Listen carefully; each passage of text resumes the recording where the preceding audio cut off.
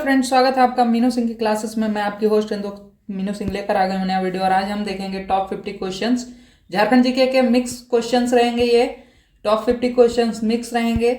यहाँ से आपको आगामी जितने भी एग्जाम होने वाले हैं JSSC या JPSC, वहाँ पे आपको सवाल डायरेक्ट मिल जाएगा। ठीक है, वन लाइनर फॉर्मेट में है और थोड़ा सा एक्सप्लेन किया गया है। डिटेल में तो एक्सप्लेन नहीं बोलेंगे, लेकिन थोड़ा सा एक्सप्लेन जरूर किया गया है। तो देखिए और कैसा लगता है वो कमेंट करके आप लोग जरूर बताइएगा। ठीक है, चलिए स्टार्ट करते हैं वीडियो को। और चैनल को सब्सक्राइब जरूर कीजिए और वीडियो को पसंद करके लाइक जरूर कीजिएगा। ठीक है, कमेंट कीजिएगा, कुछ कमी हो तो और कुछ इम्प्रूव कर सके तो वो कमेंट कीजिएगा, तभी आपको सुधार देखने को मिलेगा। ठीक है, चलिए आगे देखते हैं। पहला क्वेश्चन झारखंड का, तो झारखंड राज्य का अक्षांश विस्तार। ठीक है, फिजिक्स झारखंड का ज्योग्राफी में अगर हम जाते हैं तो हमको सबसे पहले झारखंड का विस्तार ही देखने को मिलता है। अक्षांशीय विस्तार हो, देशांतरीय विस्तार हो, राज्य की सीमा रेखा हो, लंबाई चौड़ाई, ठीक है, कितने भाग में फैला हुआ है, ये सभी चीजें देखने को मिलता है। तो वहीं से ये सवाल बना है, अक्षांशीय विस्तार कितना है। ठीक है, अक्षांशीय विस्तार कितना है, तो अक्षांशीय विस्तार यहाँ पे है 21 degree 58 minute 10 second. 21 degree 58 minute 10 second से लेकर 25 डिग्री 19 मिनट 15 सेकेंड। ठीक है, 25 डिग्री 19 मिनट 15 सेकेंड तक ये आपको कंठस्थ होना चाहिए, क्योंकि एग्जाम में डायरेक्ट सवाल मिलेगा और आप कंफ्यूज हो जाइएगा। ठीक है, ये 21 डिग्री 58 मिनट 10 सेकेंड से 25 डिग्री 19 मिनट 15 सेकेंड तक का अक्षांशीय विस्तार है। क्लियर। देशांतरीय विस्तार क्या है, तो देशांतरीय विस्तार आपको 83 डिग्री 19 मिनट से 87 डिग्री 57 मिनट तक का विस्तार देखने को मिलता है। क्लियर। अब यहाँ पे एक सवाल और बनता है कि झारखंड की रेखा में पूरब से पश्चिम और उत्तर से दक्षिण की लंबाई कितनी है। पूरब से पश्चिम और उत्तर से दक्षिण की लंबाई कितनी है, तो यहाँ पे हम इसको लाइनिंग कर लेते हैं। ये नॉर्थ साउथ ईस्ट वेस्ट, इसकी लंबाई चौड़ाई कितनी है, तो यहाँ पे नॉर्थ से साउथ की लंबाई कितनी है, उत्तर से दक्षिण की लंबाई आपको देखने को मिलेगा 380 डिग्री। ठीक है, 380 डिग्री। और पूरब से पश्चिम की चौड़ाई आपको देखने को मिलेगा 463 किलोमीटर। ठीक है, 380 किलोमीटर और 463 किलोमीटर, ये लंबाई और चौड़ाई है। ठीक है, यहाँ से भी सवाल डायरेक्ट आपको पूछे जाते हैं। क्लियर। चलिए आगे देखते हैं। आगे है झारखंड उच्च न्यायालय के मुख्य न्यायाधीश कौन है। वर्तमान में झारखंड के उच्च न्यायालय के मुख्य न्यायाधीश कौन है, तो वर्तमान में उच्च न्यायालय के मुख्य न्यायाधीश हैं जस्टिस तरलोक सिंह चौहान। जस्टिस तरलोक सिंह चौहान। उच्च न्यायालय कहाँ है, हाई कोर्ट कहाँ है, रांची में। ठीक है, रांची में है हाई कोर्ट। तरलोक सिंह चौहान जो हैं वो झारखंड के मुख्य न्यायाधीश के तौर पर शपथ कब लिए हैं, तो इन्होंने शपथ लिया है 23 जुलाई 2025 को। 23 जुलाई 2025 को। ठीक है, 23 जुलाई 2025 को कितने नंबर के मुख्य न्यायाधीश बने, तो 17वें मुख्य न्यायाधीश के तौर पर इन्होंने शपथ ली है 23 जुलाई 2025 को। क्लियर। मुख्य न्यायाधीश कौन है, तो जस्टिस तरलोक सिंह चौहान। 23 जुलाई को इन्होंने शपथ लिया, 17वें मुख्य न्यायाधीश के तौर पर शपथ लिया। और हमारा हाई कोर्ट कहाँ है, तो रांची में। क्लियर। चलिए आगे देखते हैं हम लोग। आगे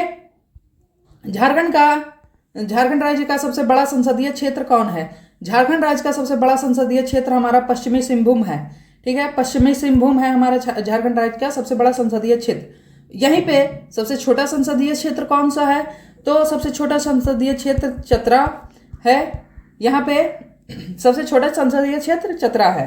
क्लियर। झारखंड राज्य के राजकीय वृक्ष कौन है, तो झारखंड राज्य का राजकीय वृक्ष है साल। यहाँ पे सवाल आपको और पूछा जाए तो राजकीय पुष्प कौन सा है, तो राजकीय पुष्प पलाश। ठीक है, राजकीय पशु कौन है, तो हाथी। राजकीय पशु हाथी है। राजकीय पक्षी कौन है, तो कोयल। सबरियाई कोयल यहाँ पे दरियाई कोयल के नाम से जानते हैं। ठीक है, कोयल भी आप लिख सकते हैं। क्लियर। कोयल हमारा राजकीय पक्षी है।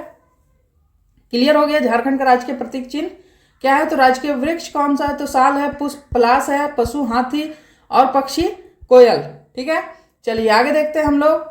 और अगर आप प्रतीक चिन्ह से पढ़ना चाहते हैं तो वीडियो अपलोड है हमारे इस चैनल पर, तो जाकर उसको भी देख सकते हैं। क्लियर। प्रतीक चिन्ह को भी जाकर आप देख सकते हैं, वहाँ पे डिटेल में पढ़ाया गया है, हर एक चीज़ को डिटेल में एक्सप्लेन किया है। जहाँ प्रतीक चिन्ह से जितने भी सवाल बन सकते हैं उनको एक्सप्लेन किया गया है अच्छे से, ठीक है। तो चलिए आगे देखते हैं हम लोग। झारखंड जनगणना 2011 के अनुसार झारखंड की साक्षरता दर कितनी रही? तो 2011 की जनगणना अभी भी चल रही है क्योंकि जनगणना हुई नहीं है, तो 66.40%, ठीक है, 66.40% ये साक्षरता दर रही है। सर्वाधिक साक्षरता दर वाला जिला कौन सा है? तो वो हमारा रांची है, सर्वाधिक साक्षरता दर वाला जिला। न्यूनतम साक्षरता दर वाला जिला कौन है? तो वो हमारा पाकुड़ हो जाएगा, ठीक है। न्यूनतम साक्षरता दर वाला जिला पाकुड़ हो जाएगा, सर्वाधिक साक्षरता दर वाला जिला रांची हो जाएगा। अगर पुरुष और महिला में पूछा जाए कि सर्वाधिक साक्षरता दर वाला जिला कौन है, तो वो रांची ही होगा और न्यूनतम साक्षरता दर वाला पाकुड़ ही होगा, ठीक है, क्लियर। आगे हम लोग देखते हैं कौन सा शहर झारखंड की सांस्कृतिक राजधानी है। तो कौन सा शहर झारखंड की सांस्कृतिक राजधानी है? देवघर झारखंड की सांस्कृतिक राजधानी है। अब मंदिरों का शहर किसे बोला जाता है? तो मलूटी को बोला जाता है। मलूटी कहाँ है? ये आपके लिए सवाल है। मलूटी कहाँ है? कमेंट करके बताइएगा। अगर आपकी तैयारी अच्छी है तो आप आंसर जरूर दीजिएगा, ठीक है। झारखंड की पहली राजभाषा कौन है? तो हिंदी है झारखंड की पहली राजभाषा। दूसरी कौन सी है? तो उर्दू, दूसरी उर्दू है, ठीक है। झारखंड की पहली राजभाषा हिंदी है, दूसरी उर्दू, क्लियर। आगे देखते हैं झारखंड प्रदेश का सर्वप्रथम उल्लेख कहाँ मिलता है? झारखंड प्रदेश का सर्वप्रथम उल्लेख कहाँ मिलता है? तो ऐत्रेय ब्राह्मण में सबसे पहले उल्लेख मिलता है। झारखंड नाम का साक्ष्य कहाँ मिलता है? तो 13वीं सदी के ताम्रपत्र, ठीक है, ताम्रपत्र में हमें झारखंड नाम उल्लेख मिलता है, ठीक है। और वहीं पे पूछा जाए कि महाभारत में झारखंड का नाम क्या था? महाभारत में झारखंड को किस नाम से जानते थे? तो यहाँ पे पुंडरिक देश के नाम से जाना जाता था। पशुभूमि या पुंडरिक देश के नाम से जाना जाता था महाभारत में, है ना। आगे है झारखंड राज्य की प्राचीनतम जनजाति कौन है? झारखंड राज्य की प्राचीनतम जनजाति असुर जनजाति है। कांस्य युगीन औजारों का प्रारंभकर्ता कौन है? कांस्य युगीन औजारों का प्रारंभकर्ता कौन है? तो ये भी असुर ही है। कांस्य युग औजारों का प्रारंभकर्ता असुर जनजाति ही है। झारखंड राज्य के बेनुसागर सिंहभूम नामक स्थान से प्राप्त, यहाँ पे रिपीट हो गया, स्थान से प्राप्त क्या है, ठीक है। तो वहां से जैन मूर्तियां प्राप्त हुई है। बेनुसागर सिंहभूम जिले में है, वहां से जैन मूर्तियां प्राप्त हुई है, क्लियर, जैन मूर्तियां प्राप्त हुई है। वहीं पे पारसनाथ की पहाड़ी स्थित है। कहाँ पे? पारसनाथ की पहाड़ी कहाँ पे स्थित है? तो गिरिडीह में स्थित है। इसकी ऊंचाई कितनी है? तो 4,480 फीट इसकी ऊंचाई है। ये कौन से धर्म से संबंधित है? तो जैन धर्म से संबंधित है। और जैन तीर्थंकर कौन है? तो यहाँ पे पारसनाथ जैन तीर्थंकर ही थे, ठीक है, पारसनाथ जैन तीर्थंकर ही थे। और महावीर अंतिम जैन तीर्थंकर बने। महावीर 24वें और अंतिम जैन तीर्थंकर बने, ठीक है, 24वें और अंतिम जैन तीर्थंकर बने। अगला है झारखंडी सुल्तान के नाम से जाने जाते हैं। झारखंडी सुल्तान के नाम से किन्हें जाना जाता है? तो झारखंडी सुल्तान के नाम से आदिल शाह द्वितीय को जाना जाता है। आदिल शाह द्वितीय को झारखंडी सुल्तान के नाम से जाना जाता है, क्लियर।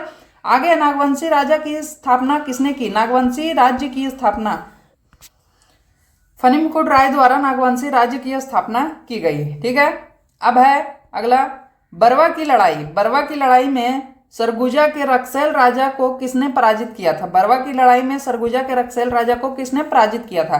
क्योंकि ये वन लाइनर है तो ज़्यादा डिटेल नहीं कर रहे हैं। आप लोगों को कंप्लीट पढ़ना होगा तो आप कमेंट कीजिएगा, उसको डिटेल में बताया जाएगा। भीमकर्ण सरगुजा के रक्सैल राजा को पराजित किए थे बरवा की लड़ाई में, ठीक है। भीमकर्ण, ये कहाँ के राजा थे भीमकर्ण? ये बताइएगा।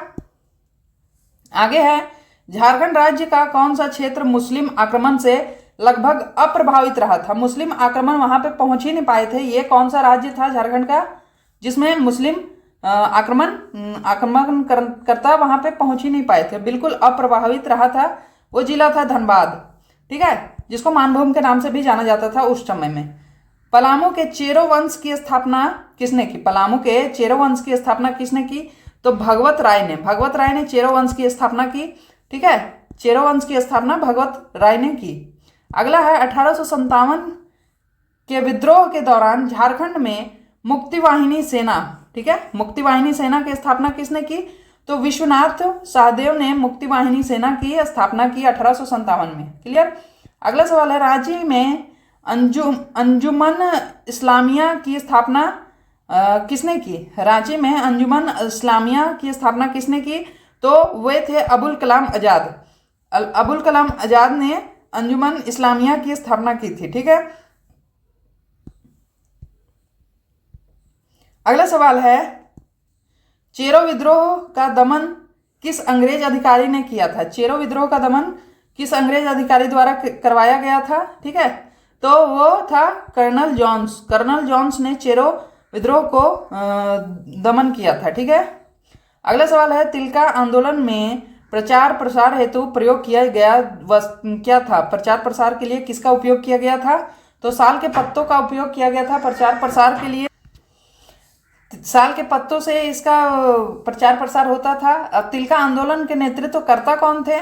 तो तिलका आंदोलन के नेतृत्वकर्ता तिलका मांझी ही थे। तिलका मांझी ही थे। ठीक है, मांझी, तिलका मांझी।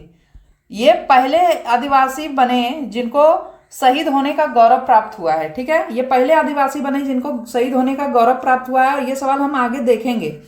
ठीक है, अभी मैं आपको बस बता दे रही हूँ, ये सवाल हम आगे देखने वाले हैं कि पहले आदिवासी कौन बने जिनको शहीद होने का गौरव प्राप्त हुआ है। और इसी तरह से हम हर एक सवाल को डिटेल में देखते जाएंगे ताकि हमको एग्जाम से पहले मेमोराइज रहेगा और एग्जाम में हम अच्छे तरीके से उसको देख पाएंगे। ठीक है, तो इसके लिए आपको ये चैनल सब्सक्राइब करना होगा क्योंकि अब सीरीज स्टार्ट हो चुका है, तो अब रुकेगा नहीं। सपोर्ट कीजिए, सब्सक्राइब कीजिए बस। चलिए, टाना भगत आंदोलन के नेतृत्वकर्ता कौन है? टाना भगत आंदोलन के नेतृत्वकर्ता जतरा भगत हैं। जतरा भगत। और ये शुरुआत कब हुआ था टाना भगत आंदोलन? तो 1914 में ये शुरुआत हुआ था। ठीक है, जतरा भगत इसके आंदोलन नेतृत्व करता है। ठीक है। अगला सवाल है, संथाल विद्रोह कब हुआ? संथाल विद्रोह 1855-56 में हुआ। नेतृत्वकर्ता कौन है? तो सिद्धू कान्हो हैं।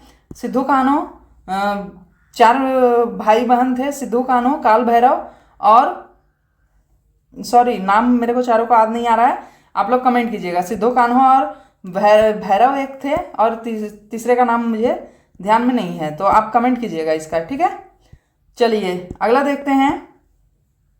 हाँ, चांद भैरव, काल भैरव नहीं, चांद भैरव। सिद्धू कान्हो, चांद भैरव, ये 4 भाई थे। चांद भैरव और इनकी 2 बहनें भी इसमें शामिल थी संथाल विद्रोह में। ठीक है, चलिए आगे देखते हैं। झारखंड के प्रथम ईसाई मिशन गौशनर मिशन की स्थापना किस देश के ईसाई दल द्वारा किया गया है? ईसाई मिशन गौशनर मिशन की स्थापना किस ईसाई दल के द्वारा किया गया है? तो जर्मनी ईसाई दल के द्वारा किया गया है। ठीक है। अगला सवाल है, झारखंड आंदोलन का जनक कौन है? झारखंड आंदोलन का जनक जे बार्थोलम को माना जाता है। जे बार्थोलम झारखंड आंदोलन के जनक हैं। ठीक है। झारखंड पार्टी का पूर्व नाम क्या था? झारखंड पार्टी जो पार्टी बनी उसका पहले क्या नाम था? झारखंड पार्टी ही नाम था या दूसरा? तो उसका नाम था आदिवासी महासभा। आदिवासी महासभा बाद में झारखंड पार्टी बन गई थी। और इसके संस्थापक कौन बने थे? संस्थापक कौन थे? तो जयपाल सिंह मुंडा। जयपाल सिंह मुंडा हॉकी खिलाड़ी भी थे, हॉकी खिलाड़ी। और इन्होंने 1928 में ओलंपिक में गोल्ड मेडल दिलवाया था। हॉकी के कैप्टन रहे थे। ठीक है, हॉकी टीम के कैप्टन रहे थे और गोल्ड मेडल भारतीय टीम ने जीती थी। अगला है जेएमएम, झारखंड मुक्ति मोर्चा के प्रथम अध्यक्ष कौन बने?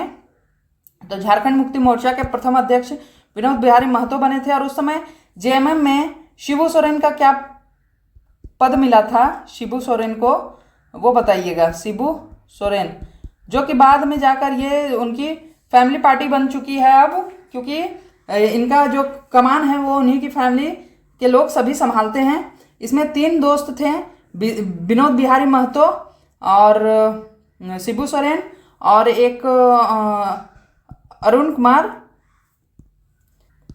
रॉय। ठीक है, विनोद बिहारी महतो, अरुण कुमार रॉय, AK रॉय और आपके शिबू सोरेन। ठीक है, शिबू सोरेन, ये 3 लोगों ने मिलकर जेएमएम का गठन किया था। और इसमें पहले अध्यक्ष बने थे विनोद बिहारी महतो और बाद में शिबू सोरेन की फैमिली इस पार्टी को संभालती चली गई और उनकी पार्टी ये लगभग ऑलमोस्ट फैमिली पार्टी बन चुकी है अब। 50 क्वेश्चन के सीरीज में हम लोग आधा क्वेश्चंस तो देख लिए हैं, 26वां क्वेश्चन देख लिए हैं। अभी तक में आपको कैसा लग रहा है, मज़ा आ रहा है पढ़ने में, सही समझ में आ रहा है नहीं आ रहा है, कमेंट आप लोग जरूर कीजिएगा जो लास्ट तक देखेंगे। और ऐसा ही वीडियो अब डेली आएगा तो चैनल को सब्सक्राइब भी जरूर कर लीजिएगा, ठीक है। और वीडियो को लाइक कीजिए, शेयर कीजिए, कमेंट कीजिए, ठीक है, ज़्यादा से ज़्यादा कमेंट कीजिए ताकि मुझे मेरी मेहनत समझ में आए कि हाँ मैं सही डायरेक्शन में मेहनत कर रही हूँ, ठीक है। चलिए अगला सवाल देखते हैं। झारखंड राज्य के गठन के समय भारत के प्रधानमंत्री कौन थे? झारखंड राज्य का जब गठन होने लगा, झारखंड राज्य का गठन कब हो रहा था? तो 2000 में झारखंड राज्य का गठन हुआ है। इस समय भारत के प्रधानमंत्री कौन थे? तो वो अटल बिहारी वाजपेयी थे। किस पार्टी से थे? बीजेपी से थे, ठीक है। अटल बिहारी वाजपेयी बीजेपी से। बिहार के मुख्यमंत्री कौन थी? तो बिहार की मुख्यमंत्री राबड़ी देवी थी और ये राजद से थी, आरजेडी से थी राबड़ी देवी, ठीक है। और बातें आपको समझ में आने लगी कि झारखंड राज्य के गठन के समय में ये सवाल आपको कभी भी पूछ सकता है। प्रधानमंत्री और बिहार की मुख्यमंत्री, ये मोस्ट इंपॉर्टेंट है। आप सभी चीज़ें पढ़ लेते हो। पहले झारखंड के पहले मुख्यमंत्री कौन बने, झारखंड का विभाजन कब हुआ, बिहार से कितने प्रतिशत भागों को लेकर बिहार से अलग हुआ झारखंड, ये सभी पढ़ते हैं। लेकिन ये बहुत मुश्किल से पढ़ते हैं कि झारखंड के गठन के समय में भारत के प्रधानमंत्री कौन थे, बिहार की मुख्यमंत्री कौन थी, ठीक है, कौन से विधेयक के अंतर्गत झारखंड राज्य का गठन हुआ, ये सभी चीज़ें आपको मोस्ट इंपॉर्टेंट पढ़ना पड़ेगा। ये चीज़ें हम जब झारखंड राज्य के गठन के बारे में हिस्ट्री में जाएंगे तो आपको पढ़ाएंगे। अभी तो एमसीक्यू मिक्स एमसीक्यू चल रहा है तो अभी इसका इतना डिटेल सही नहीं है, ठीक है। चलिए अगला देखते हैं। झारखंड क्षेत्र स्वशासी परिषद का अध्यक्ष कौन थे, ठीक है। झारखंड क्षेत्र के स्वशासी परिषद के अध्यक्ष कौन थे? स्वशासी परिषद के अध्यक्ष कौन थे? तो शिबू सोरेन थे उस समय। उपाध्यक्ष कौन थे? तो सूरज मंडल थे, ठीक है। झारखंड क्षेत्र के स्वशासी परिषद के अध्यक्ष और उपाध्यक्ष कौन थे? तो शिबू सोरेन और सूरज मंडल। क्लियर। अब संविधान सभा में छोटे नागपुर के आदिवासी सेना सदस्य कौन थे? आदिवासी नेता सदस्य कौन थे? तो जयपाल सिंह मुंडा ने छोटा नागपुर को झारखंड अलग करने में बहुत अहम भूमिका निभाई है, ठीक है। इन्होंने अलग अलग पार्टियां भी बनाई, संगठन भी बनाए, उसमें पार्टिसिपेट भी किया। ये पहले आदिवासी नेता भी रहे जो संविधान सभा में नेता सदस्य के तौर पर गए, ठीक है। इस तरह से इन्होंने बहुत काम किया झारखंड राज्य को बनाने में। अगला है रांची के कैथोलिक गिरजाघर की स्थापना कब हुई? रांची के कैथोलिक गिरजाघर की स्थापना कब हुई? तो 1909 में रांची के कैथोलिक गिरजाघर की स्थापना हुई। अगला है सफा होड़ आंदोलन किस आदिवासी समुदाय से संबंधित है? सफा होड़ आंदोलन किस आदिवासी समुदाय से संबंधित है? तो ये सफा होड़ संथाल जनजाति से संबंधित है। अगला सवाल है झारखंड के स्वतंत्रता सेनानी में से प्रथम शहीद होने का गौरव प्राप्त किनको है? मैंने पीछे ही बताया था कि प्रथम शहीद होने का गौरव प्राप्त किया है तिलका मांझी जी ने, और इन्होंने तिलका आंदोलन का नेतृत्व किया था, ठीक है। अगला है, और ये अपने आंदोलन में प्रचार प्रसार के लिए साल के पत्ते का यूज करते थे, साल के पत्ते का, ठीक है, जो कि मैंने ऊपर आपको बताया। 1857 में झारखंड के किस स्थान पर विद्रोह भड़का था? 1857 जब विद्रोह भड़का पूरे देश में तो झारखंड में किस स्थान पर यह विद्रोह भड़का था? तो 1857 में हजारीबाग मुख्य केंद्र बना था विद्रोह का, ठीक है। अगला है रामगढ़ कांग्रेस अधिवेशन कब आयोजित किया गया? रामगढ़ में कांग्रेस अधिवेशन का आयोजन किया गया था, वो कब था? 1940 में, ठीक है। किसके नेतृत्व में 1874 में खैरवार आंदोलन ने जोर पकड़ा था? किसका नेतृत्व था खैरवार आंदोलन में? तो भागीरथ मांझी का नेतृत्व था 1874 में। और खैरवार आंदोलन कब हुआ? यहाँ पे दो सवाल आपके बन गए। खैरवार आंदोलन कब हुआ? तो 1874 में। और भड़का किसके समर्थन में? तो भागीरथ मांझी के समर्थन में, ठीक है। चलिए आगे देखते हैं। झारखंड में 1857 में अंग्रेजों के खिलाफ लड़ाई लड़ने वाले कौन थे? तो 1857 में अंग्रेजों के खिलाफ जो लोहा चुनवा रहे थे वो थे शेख भिखारी। शेख भिखारी ने लोहा लिया था अंग्रेजों से 1857 में। क्लियर। अगला है मानभूम की भूमिज विद्रोह कब हुई थी। मानभूम का भूमिज विद्रोह कब हुआ था, तो 1855 से 60 के बीच में।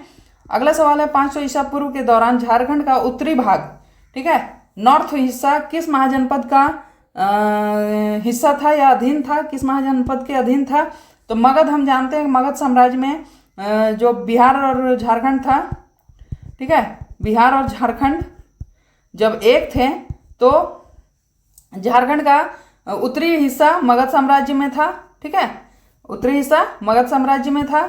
ये बहुत अच्छा सवाल है, ठीक है, इसको ध्यान में रखिएगा। मुंडाओं के ग्राम पंचायत को क्या कहा जाता है। मुंडाओं के ग्राम पंचायत को हातू कहा जाता है और मुंडाओं को हातू मुंडा भी कहा जाता है। मुंडाओं के ग्राम प्रधान को हातू मुंडा भी कहा जाता है, ग्राम पंचायत को हातू कहा जाता है और ग्राम प्रधान को हातू मुंडा कहा जाता है ना, क्लियर।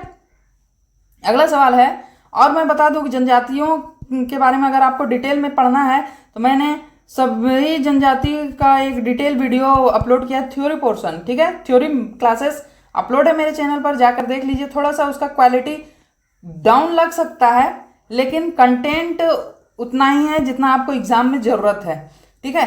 तो कंटेंट में कोई कॉम्प्रोमाइज़ नहीं है लेकिन क्वालिटी थोड़ी सी डाउन हो सकती है आपकी, क्योंकि हैंड रिटेन भी है, टेक्स्ट में भी है, हैंड रिटेन में भी है, तो थोड़ा सा आपको समझने में मज़ा नहीं आ सकता है पढ़ने में, क्योंकि आप अभी एआई जनरेटेड वीडियोस पढ़ रहे हैं, हैंड रिटेन तो पढ़ नहीं रहे हैं, तो थोड़ा सा बोरिंग लग सकता है। लेकिन पूरा क्लास करवाया गया है, जनजातियों से रिलेटेड उनके कल्चर के बारे में पूरा ही बताया गया है, उनके समाज का रहन सहन सभी चीज़ों को बताया गया है, ठीक है, तो उसको जाकर आप देख सकते हैं। अगला है, पढ़ा पंचायत के प्रधान को क्या कहा जाता है। पढ़ा पंचायत के प्रधान को मानकी कहा जाता है, पढ़ा पंचायत के प्रधान को मानकी कहा जाता है। अगला सवाल है, मुंडा जनजाति में गांव का सांस्कृतिक केंद्र होता है, ठीक है, जनजातियों में सांस्कृतिक केंद्र होता है।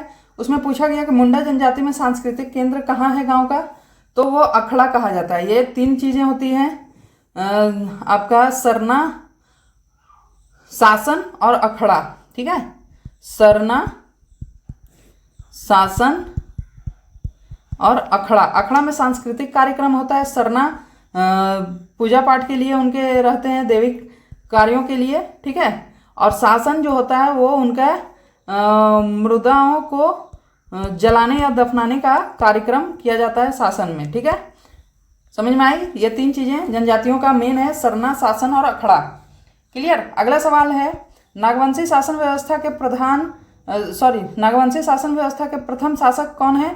तो नागवंशी शासन व्यवस्था के प्रथम शासक फणिमुकुट राय हैं। और नागवंशी शासन का मुख्यालय कहाँ था, ये आप कमेंट कीजिएगा।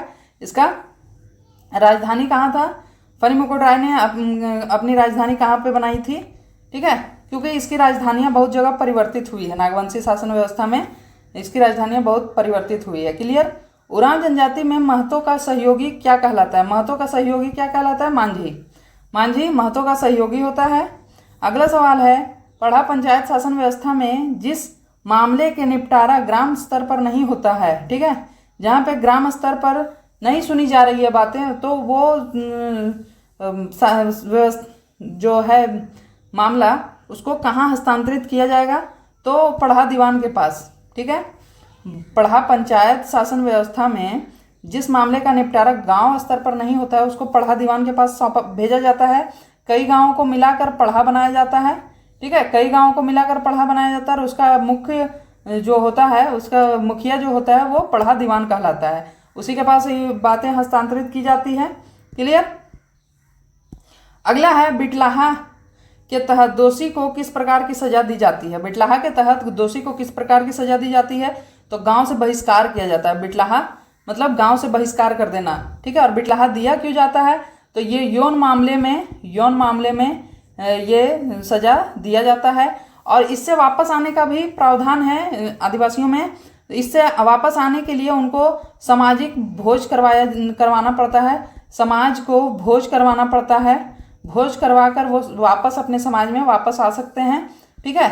ये तीन चीज़ें आपको क्लियर हो गई। यौन अपराधों के लिए क्या सजा दिया जाता है, तो बिटलाहा का सजा के अंतर्गत क्या होता है, तो गांव से बहिष्कार कर दिया जाता है। और फिर गांव में शामिल होने के लिए इनको सामाजिक भोज का कार्यक्रम रखना पड़ता है, समाज को खिलाना पड़ता है, सामाजिक भोज करवाना पड़ता है, तब जाकर वो समाज में फिर से वापस आते हैं। ठीक है, चलिए आगे देखते हैं। मुंडा मान की शासन व्यवस्था में गांव का धार्मिक प्रधान कौन है? मुंडा मान की शासन व्यवस्था में गांव का धार्मिक प्रधान कौन है? तो द्यूरी गांव का धार्मिक प्रधान है। अगला है ढोकलो सोहर शासन व्यवस्था का संबंध किस जनजाति समुदाय से है? ढोकलो सोहर शासन व्यवस्था खड़िया जनजाति से संबंधित है। ठीक है, खड़िया जनजाति में गांव के मुखिया को कहते हैं, क्या कहते हैं? तो गांव के मुखिया को प्रधान ही कहते हैं, गांव के प्रधान को या गांव के मुखिया को प्रधान कहते हैं। ठीक है, अगला है खड़िया समाज द्वारा अखिल भारतीय महासभा का गठन कब किया गया? ये खड़िया जनजाति एक ऐसा जनजाति है जिसने अपने समाज के लिए अखिल भारतीय महासभा का गठन किया, और वो कब किया गया? तो 1934-35 के बीच में किया गया। ठीक है, आज का अंतिम सवाल है, और उम्मीद हो मेरी तरफ से ये पूरी है कि आपको ये पढ़कर मज़ा आएगा। ठीक है, तो ऐसा ही सीरीज रेगुलर आएंगे। अभी जब तक एग्जाम का नोटिफिकेशन नहीं आता, फिर MCQ PYQ सभी देखे जाएंगे। वन लाइनर देख लेते हैं, उसके बाद PYQ करेंगे, उसके बाद MCQ करेंगे, ताकि मोस्ट एक्सपेक्टेड क्वेश्चंस हमारे भिड़े एग्जाम में।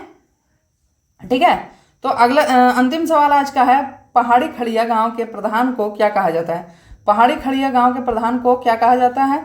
तो पहाड़ी खड़िया में गांव के प्रधान को डंडिया कहा जाता है। पहाड़ी खड़िया में गांव के प्रधान को डंडिया कहा जाता है। ठीक है, चलिए ये आज का अंतिम सवाल था। आपको मज़ा आया होगा। Thank you for watching. Like कीजिए, चैनल को शेयर कीजिए और सब्सक्राइब कीजिए। ठीक है, मिलते हैं नेक्स्ट वीडियो में, तब तक के लिए जय हिंद। और टेलीग्राम चैनल को भी ज्वाइन कर लीजिए। ठीक है, टेलीग्राम चैनल को भी जाकर ज्वाइन कर लीजिए। क्लियर? Thank you.